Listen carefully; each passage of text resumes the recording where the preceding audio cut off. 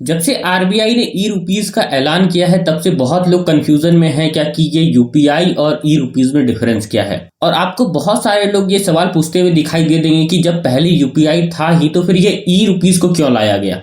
और बहुत लोग इस चीज का जवाब जो है बहुत सिंपल दे देते हैं क्या कि जैसा यूपीआई है वैसा ही ई रुपीज है, आप दोनों से ऑनलाइन पेमेंट कर सकते हो। लेकिन सच्चाई इससे बिल्कुल उलट है, दोनों ही अलग अलग चीज है। और आज के इस वीडियो में आपको वही बताने वाला हूं कि यूपीआई और ई रुपी में आपको क्या डिफरेंस है। ये बात बिल्कुल सही है कि दोनों ही ऑनलाइन ट्रांजैक्शन का एक मेथड है, लेकिन दोनों में बहुत ही ज्यादा डिफरेंस है। और आज के इस वीडियो को पूरा देखने के बाद आपको ये बिल्कुल क्लियर हो जाएगा कि यूपीआई और फिर ई रुपीज में क्या डिफरेंस है। 2016 में जब से इंडिया में यूपीआई आया तब से ट्रांजैक्शन बहुत ही ज्यादा बढ़ गए। खास करके कोरोना के टाइम तो ट्रांजैक्शन जो थे ऑनलाइन ही ज्यादा हो रहे थे और इस वजह से यूपीआई को बहुत ही ज्यादा बढ़ावा मिला। और खास करके जनधन योजना के तहत जितने भी खाते बने थे उसका यूज अच्छे तरीके से हुआ, क्योंकि बहुत सारे लोग जो गांव घर में भी थे वो भी ऑनलाइन ट्रांजैक्शन करने लग गए।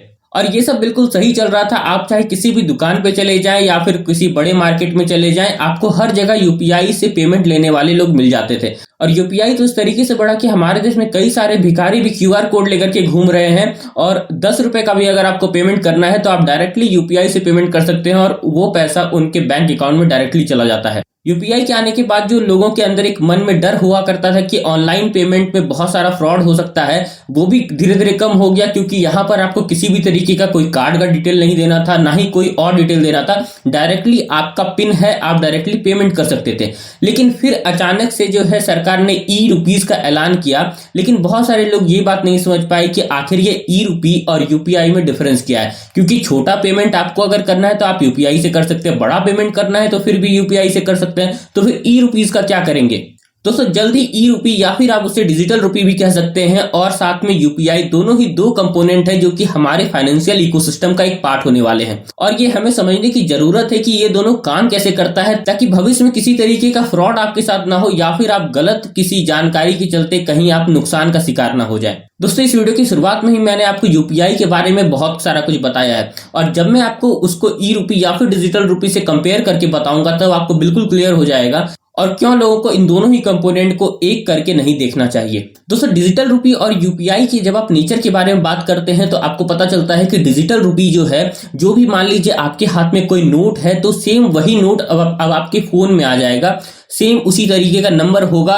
और हम लोगों को पता है कि जितने भी नोट ओरिजिनल वाले होते हैं वो आरबीआई इशू करता है और बाकायदा उसमें कुछ नंबर लिखे होते हैं जिससे कि वो आइडेंटिफाइड होता है। बाकी उसमें बहुत सारा कुछ जो सिक्योरिटी का चीज होता है जिसे देख करके हम उसे पहचानते हैं। और हमारे देश में आपको पता है कि बहुत सारे ऐसे पैसे हैं जो कि नकली हैं और उसी नंबर के साथ आपको मिल जाता है, लेकिन वो आरबीआई इशू नहीं करता है।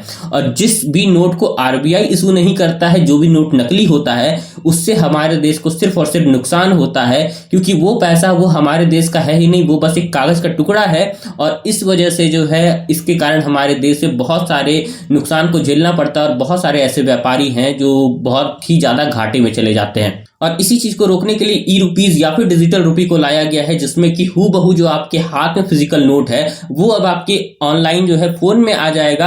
और जिस तरीके से आप पेमेंट करते हैं, नोट एक दूसरे को देते हैं, उसी तरीके से आप डायरेक्टली फोन के थ्रू नोट दे सकते हैं। यहाँ पर दोस्तों बैंक का कोई भी सिस्टम नहीं आता है सामने में। जिस तरीके से आप अगर दूध लाने के लिए जा रहे हैं तो आप पैसे लेंगे 100 रुपए और जाकर के वहां पर दुकानदार को देते हैं 100 रुपए, वो आपको जितना आपका दूध होता है वो आपको वापस पैसे कर देता है। उसी तरीके से यहां पर आपको हो जाएगा कि आप डिजिटल रुपी आप जैसे ही किसी को दीजिएगा तो वो आपको पैसे वापस डिजिटली दे सकता है या फिर आपको वो कैश में भी दे सकता है। तो इस तरीके से क्या होगा कि जो यहाँ पर फ्रॉड वाला सिस्टम है वो बिल्कुल खत्म हो जाएगा। लेकिन दोस्तों यहाँ पर आप एक सवाल पूछ सकते हैं, ये काम तो आप यूपीआई से भी कर सकते हैं, उसी क्यूआर कोड को आप स्कैन कीजिए और आप पेमेंट कर दीजिए। लेकिन दोस्तों यहाँ पर डिफरेंस क्या है कि जो यूपीआई से पेमेंट जाता है वो डायरेक्टली किसी बैंक अकाउंट से कटता है और डायरेक्टली किसी बैंक अकाउंट में जाता है। लेकिन आपको याद होगा कि मैं बात कर रहा था फिजिकल पैसे की। आप जिस तरीके से फिजिकल पैसे का जब इस्तेमाल करते हैं तो आप ऐसा तो नहीं करते हैं कि आपके बैंक अकाउंट से कटा, आप उसको अपने वॉलेट में रखते हैं, अपने पर्स में रखते हैं, उसके बाद उस नोट को बाहर निकालते हैं।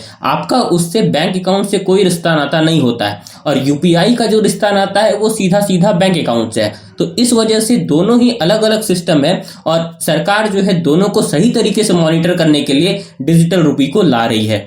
दोस्तों यहाँ पर दूसरा जो सबसे बड़ा डिफरेंस है वो सेंट्रलाइज्ड और डिसेंट्रलाइज्ड में आ जाता है। आप जिस तरीके से यूपीआई की बात करते हैं तो वो डिसेंट्रलाइज हो जाता है, और जब ई रुपीज की बात करते हैं या फिर डिजिटल रुपी की बात करते हैं तो वो सेंट्रलाइज हो जाता है। अब यहाँ पर सेंट्रलाइज और डिसेंट्रलाइज क्या होता है, मैं आपको एग्जांपल से समझाता हूँ। जिस तरीके से आप बैंक अकाउंट से पेमेंट करते हैं तो यूपीआई आपका जो है किसी भी बैंक अकाउंट के थ्रू आप पेमेंट कर सकते हैं। आपका चाहे वो एक्सिस का बैंक हो, चाहे फिर एसबीआई हो, चाहे वो यूनियन हो, वहां पर हर जगह जो है यूपीआई काम करता है। आप किसी भी बैंक अकाउंट की यूपीआई से किसी को भी पेमेंट कर सकते हैं, और इसी वजह से इस पेमेंट मेथड को डिसेंट्रलाइज्ड कहा गया, क्योंकि यहाँ पर कंट्रोल नहीं है कि किससे लिया जाएगा और किसके पास जाएगा। लेकिन जैसे ही आप डिजिटल रुपी या फिर ई रुपी की बात करते हैं तो दोस्तों यहाँ पर कंट्रोल आ जाता है। यहाँ पर आरबीआई उस पैसे को इशू करती है और उस पैसे को ही आप दूसरे को देते हैं। तो यहाँ पर एक सेंट्रलाइज सिस्टम है जो कि आरबीआई उसको कंट्रोल कर रही है। लेकिन जब आप यूपीआई की बात करते हैं तो वहां पर डिसेंट्रलाइज्ड पूरा का पूरा सिस्टम काम करता है, और इसी वजह से ये दोनों ही सेक्टर जो है चाह रही थी सरकार की दोनों ही अपने कंट्रोल में आ जाए, ताकि जो ब्लैक मनी है या फिर जो बॉर्डर में आसपास जो पैसे ट्रांसफर होते हैं उस चीज को कंट्रोल किया जा सके। तो सब बिल्कुल आप क्लियर हो चुके होंगे कि किस तरीके से आपको डिजिटल रुपी का इस्तेमाल करना है और किस तरीके से आपको यूपीआई का इस्तेमाल करना है। जहां पर भी आप डायरेक्टली नोट से पैसे देते हैं या फिर लेते हैं वहां पर आप ई रुपीज का इस्तेमाल कर सकते हैं। इससे क्या होगा कि आपके जो बैंक खाते में बार बार लिखा पढ़ी का काम होता है वो नहीं होगा, और आपका जो पासबुक है वो क्लटर फ्री होगा। लेकिन जब आप यूपीआई से पेमेंट करेंगे तो आपके साथ ये प्रॉब्लम हमेशा रहेगी। आपका जो पासबुक है वो हमेशा कुछ ना कुछ शब्दों से लिखा हुआ रहेगा और पता चलेगा एक पोथी पत्रा लेकर के आप बैठे हैं किसी हिसाब को करने के लिए। लेकिन जैसे ही आप जो है ई रुपीज का इस्तेमाल करेंगे तो आप डायरेक्टली ऑनलाइन देख सकते हैं, और उसका कोई भी जो बही खाता है वो आपका पासबुक में नहीं लिखाएगा, जिसका सबसे बड़ा फायदा ये होगा कि आप अपने हिसाब को बहुत इजीली कैलकुलेट कर सकते हैं। लेकिन दोस्तों यूपीआई के भी अपने अलग फायदे हैं, क्योंकि यहाँ पर किसी भी बैंक अकाउंट से किसी में भी भेज सकते हैं। तो यहाँ पर पीयर टू पीयर जो पेमेंट होता है वो बहुत ही ज्यादा इजी हो जाता है। आप किसी भी इंसान को पेमेंट कर सकते हैं इस चीज का ये सोचे बगैर कि उसके पास किस तरीके का मोड है पेमेंट रिसीव करने का।